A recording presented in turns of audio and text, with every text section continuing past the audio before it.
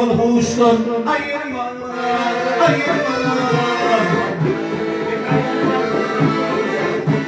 Ey ho, ey izlenci muradını vergin oluna.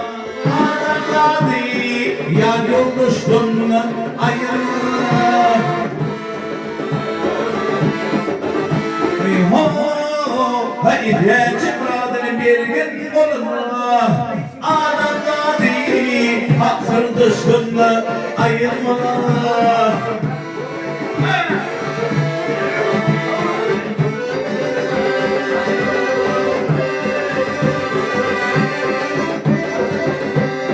Ya seninle köpek olmalı, insan olmalı.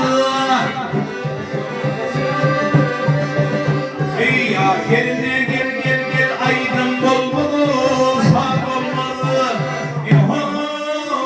Akarı arvat, akarı heremin gelirse kıyıl olmaz, hiç olmalı.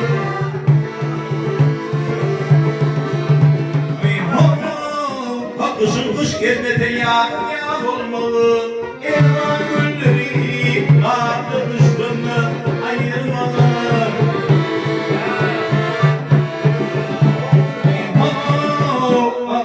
Kışın kış gelmeden yağ olmalı. Elvan gülleri karlı kışkınla ayırmalı.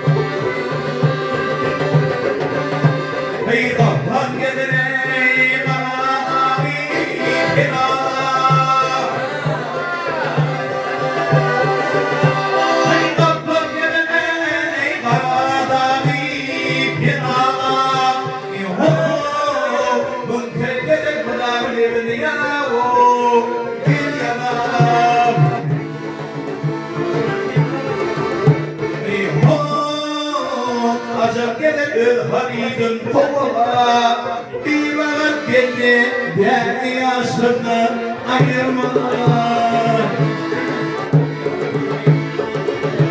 Ben ne deyim doktor kıydığını bağırım gittiğini koyunum yanına beyler al hey.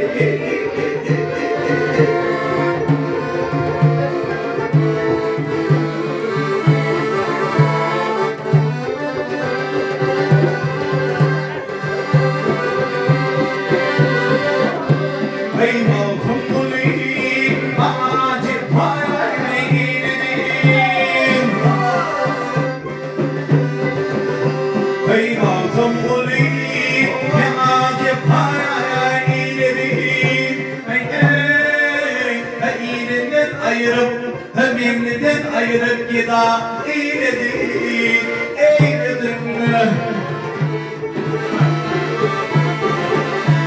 Hey ho, aşıkın civrine cipha eyledin. Mevla akli, hakkı dıştığını ayırma. Hey ho, aşıkın civrine cipha eyledin. Mevla akli, bölüldüğünü ayırma.